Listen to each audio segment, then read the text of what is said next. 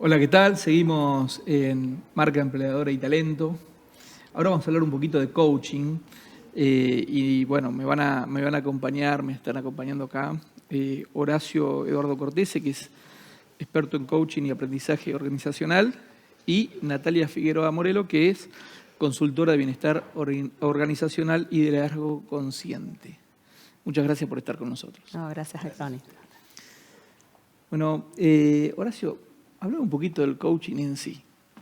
¿Cómo organizás, cómo es en una cultura organizacional precisamente hablar de coaching y cómo coachás eso, ¿no? Y en estos 35 años también el coaching ha evolucionado. Nació desde, digamos, en la búsqueda de mejorar las aptitudes de las personas desde un lugar diferente. Es una relación de aprendizaje basado en el resultado del individuo. Esta vendría a ser la primera ola del coaching.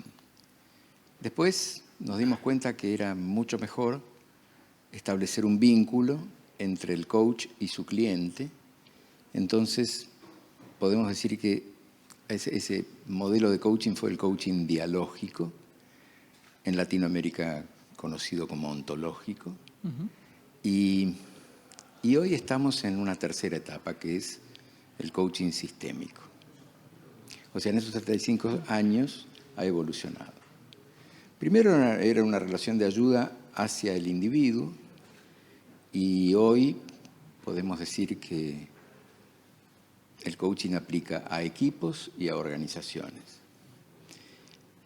¿Por qué esto que parecía ser una moda se fue extendiendo en la práctica? Porque nos hemos dado cuenta que la singularidad de los sujetos, de los individuos, de los equipos y de las organizaciones requería este método particular de intervención a la medida de, o sea, a la medida de la customización de un proceso. Entonces, ha ido evolucionando y seguimos evolucionando en esto y seguimos aprendiendo, digamos. Muy bien, claro, hay miles de preguntas para el coaching porque en realidad es una entrevista en sí el coaching, ¿no? Todo el tiempo.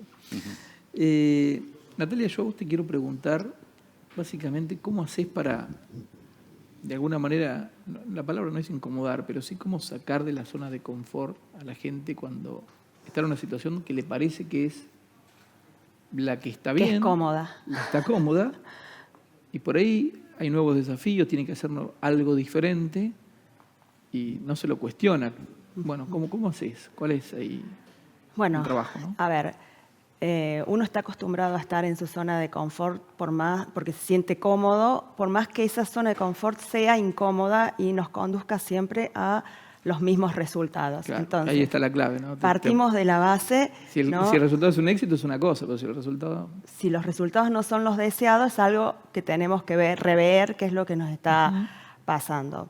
La primera invitación que yo le hago a las organizaciones, a los ejecutivos o a los individuos es a que analicen dónde están parados, a que tomen conciencia de su situación actual, porque no podemos establecer un camino o un destino si no sabemos dónde estamos parados hoy. Y esa toma de conciencia comienza a incomodar. ¿Por qué? Porque ¿qué implica? Implica hacer una introspección y empezar a ver nuestros dolores. Entonces, cuando empezamos a ver nuestros dolores y a tomar conciencia de ellos, pero también a darnos cuenta de que no es la vida que nos tocó, sino que hoy tenemos esos dolores, pero si hacemos los cambios necesarios podemos salir de donde estamos hoy, es cuando empezamos a trabajar con las personas y a sacarlos de esa zona de confort, ¿no? Yo trabajo muchísimo con herramientas de autoconocimiento, sobre todo con gerentes, con líderes, porque no se puede gestionar lo que no se conoce. Y si yo voy a tener a cargo gente, necesito primero conocerme yo para saber cómo voy a poder gestionarme yo y gestionar a los demás. Entonces empezamos con una toma de conciencia en donde la gente se pone bastante incómoda. Bueno, sí, me imagino que, y sobre todo te lo quiero preguntar a vos, Horacio, en una cultura organizacional, porque de alguna manera lo que dice Natalia es en la forma particular, pero en una organización también necesitas, por ahí el desafío es más grande, porque se están cumpliendo roles distintos, ¿no? Digo, ¿cuáles son los principales desafíos que tenés ahí en una cultura organizacional para hacer coaching, básicamente? Es que yo tengo una suerte de eslogan. Creo que el coach de equipos, el coach organizacional, tiene que ser una suerte de antropólogo, que entra en la tribu e identifica los hábitos tribales, si quiere tener éxito. Y tiene que ser aceptado, y tiene que ganarse la confianza. Y la única forma es entrar ahí y ser capaz de leer lo que no se dice. Y ser capaz de leer lo que no se dice. Y esto es un arduo trabajo, porque nosotros hemos desarrollado una metodología que tiene 4 iniciales con D. Y la primera es demanda. ¿Cuál es la naturaleza de la demanda? ¿Qué es lo que pide esta organización? Ese es el momento donde nosotros entramos en contacto con la organización y decimos, estamos haciendo nuestro trabajo, aunque todavía no nos pagan. Es decir, estamos haciendo nuestro trabajo con el objetivo de conocer más a esa organización donde vamos a hacer una propuesta. Después viene la etapa diagnóstica. Y en la etapa diagnóstica vamos de lo universal a lo singular. Primero, la organización, después los equipos, después el modelo de liderazgo que tiene esta organización. Y recién después trabajamos con el líder, con el equipo. La tercera D es la de diseño. Y nosotros decimos, nosotros no vendemos nada, el diagnóstico no lo hacemos, nosotros hacemos preguntas. Pero tenemos que lograr que los miembros de la organización se apropien del diagnóstico. Es decir, no vendemos, ellos tienen que comprar. Si ellos no compran, esto no va a funcionar. Ellos se tienen que hacer propietarios de lo que vayamos a hacer. Y esto es válido ¿Eso para... ahí es cuando hablas con el líder de la organización o cuando hablas con cada equipo? Con el equipo en su conjunto. Cuando nosotros hacemos un diagnóstico, por supuesto tenemos una primera mirada que es la del líder, pero después trabajamos con los miembros del equipo y con ellos hacemos todas las entrevistas. Y les tenemos que dar devolución. O sea, nuestra interpretación de esas entrevistas se las tenemos que dar a ellos para salir del mundo subjetivo de cada uno y entrar en lo intersubjetivo, en la negociación de sentido que hacen ellos. Solo cuando ellos estén totalmente de acuerdo en ese diagnóstico es de ellos. Y ahí les preguntamos, bueno, ¿y qué harían ustedes? ¿Qué ideas, qué propuestas, qué sugerencias se les ocurren? Es decir, cuanto más rápidamente involucramos a los actores en el proceso, se van a convertir en agentes de cambio y no en víctimas del cambio. Claro. Este es el secreto. No hay más secretos. No hay más secretos que eso. Es ese solo. ¿Qué es el liderazgo consciente, Natalia? Bueno, el liderazgo consciente es una manera de liderar a las personas teniendo a la persona como el centro, ¿no? Y tomando a la persona como un ser integral. Nosotros estamos acostumbrados a dividirnos a veces y ahí, por lo menos en mi generación, se acostumbra a decir los problemas personales de la puerta para afuera de la organización, ¿no? Y en realidad la persona es una sola, con todo, ¿no? En la faz laboral, en la faz personal. Entonces, liderar conscientemente un equipo de trabajo implica que ser responsable de conocer lo que le está pasando a cada uno de los integrantes de mi equipo y en función de lo que le está pasando, de cómo se comportan y de la personalidad que tiene cada uno de los integrantes de mi equipo, es como yo lo voy a gestionar como líder, ¿no?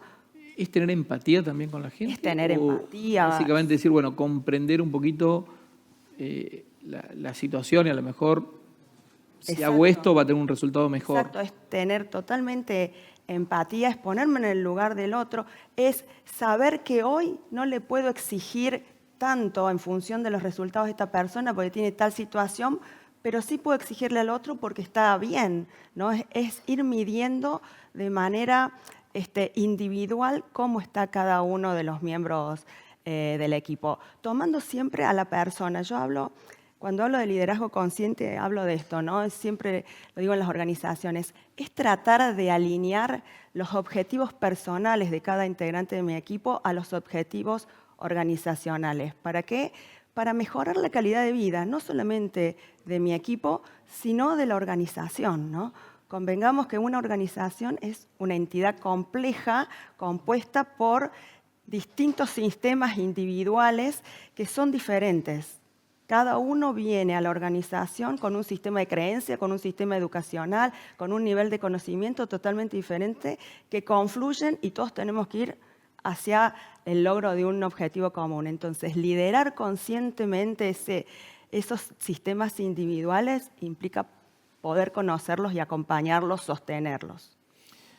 Horacio, con lo que decía Natalia, ahí me quedo pensando en esto, ¿no? Digo, uno cuando ingresa a una organización ya viene con un bagaje educacional, cultural, podemos decir, social, comportamientos, aprendizajes anteriores o directamente la primera vez que ingresas a una compañía.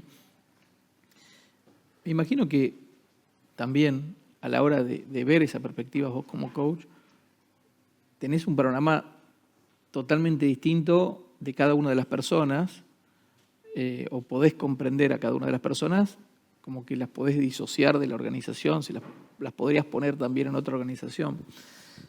Pero al mismo tiempo, la sensación que se tiene es que tenés que tener algunas herramientas. Vos nombraste una que dijiste, bueno, hay que escuchar a las personas. ¿Solo alcanza con escuchar? La escucha es quizás el arte más preciado que tiene un coach. Y a través de la escucha nosotros podemos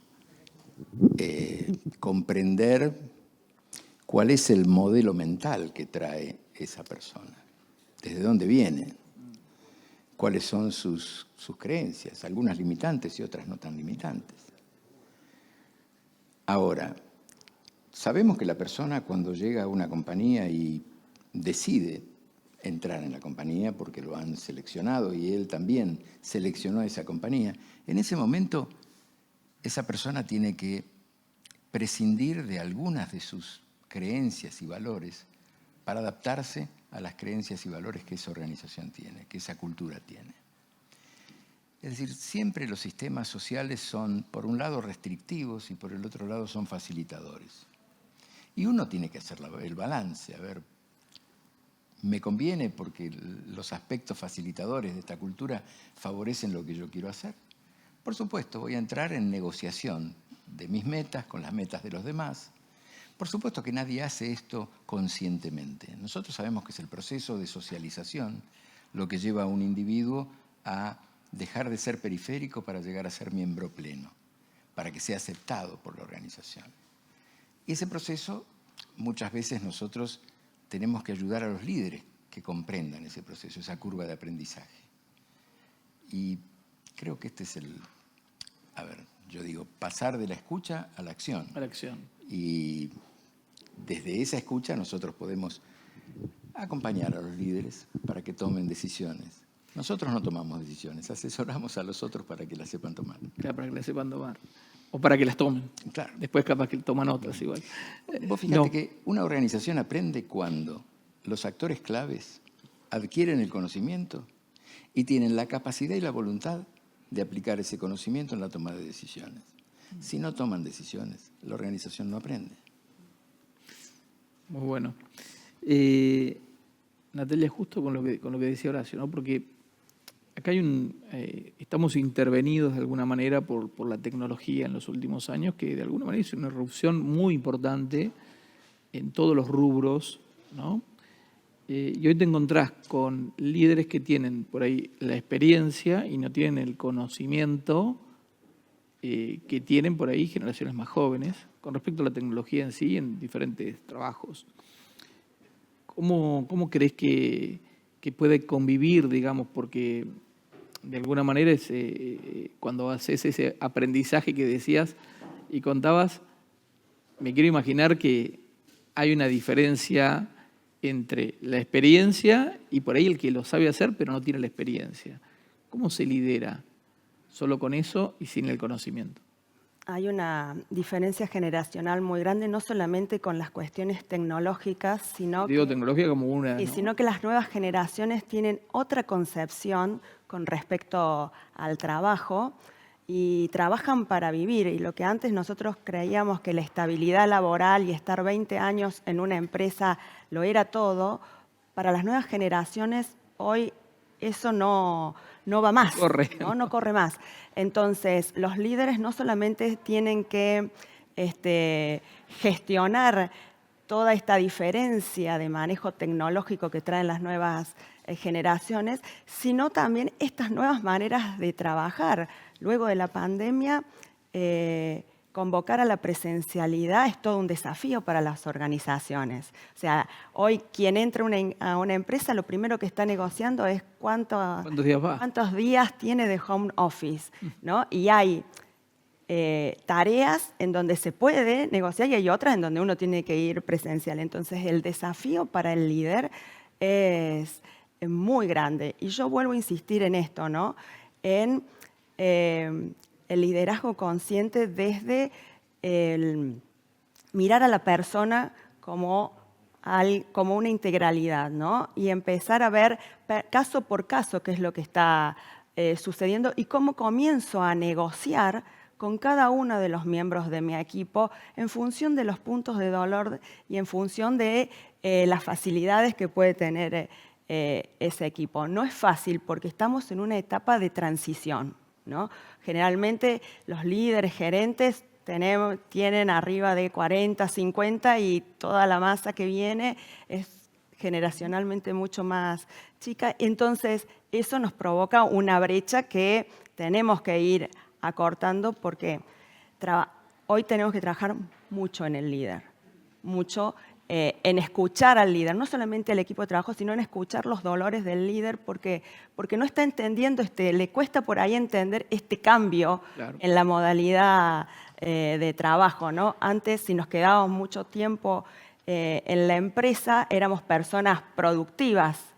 Hoy por hoy la productividad no se mide por la cantidad de horas. Entonces, hacer este cambio de chip es trabajar uno a uno, los miembros del equipo, pero también trabajar y, como decía recién Horacio, escuchar al líder, contenerlo y darle las herramientas para que después pueda decidir en función de lo que puede observar, ¿no?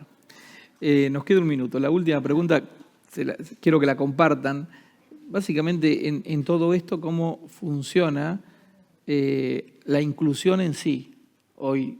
Porque también es un desafío para las generaciones más grandes, cuando para los más jóvenes, digamos que no hay ningún tipo de conflicto, para las generaciones más grandes por ahí lo hay. ¿Cómo lo ven ustedes eso? Mira, yo a nivel organizacional lo veo bien, lo veo mucho más como algo mucho más normal de lo que se puede ver a nivel individuales, cuando hablamos de líderes de generaciones más grandes, ¿no? Es como que a nivel organizacional se va nivelando, es algo que la inclusión y la diversidad es un tema que está dado, que viene dado, que ya no se discute tanto, y lo veo como yo no lo estoy encontrando como un problema, como un conflicto a la hora de escuchar a los líderes, ¿no? Escucho problemas de rendimiento, de productividad, de falta de resultados, de compromiso y más, y no tanto de inclusión o de diversidad. Bien. Coincido totalmente. Yo creo que, por lo menos en lo que hace a mi experiencia de trabajo en distintas culturas, no estoy viendo eso como un trauma cultural. Es un tema que está siendo aceptado por las culturas. Hay una adaptación lógica, creo yo. Claro, una cuestión de tiempo. Y está sucediendo. Horacio, Natalia, muchísimas gracias. Bueno, muchísimas gracias. El placer fue mío. Seguimos con más Marca Empleadora y Talento.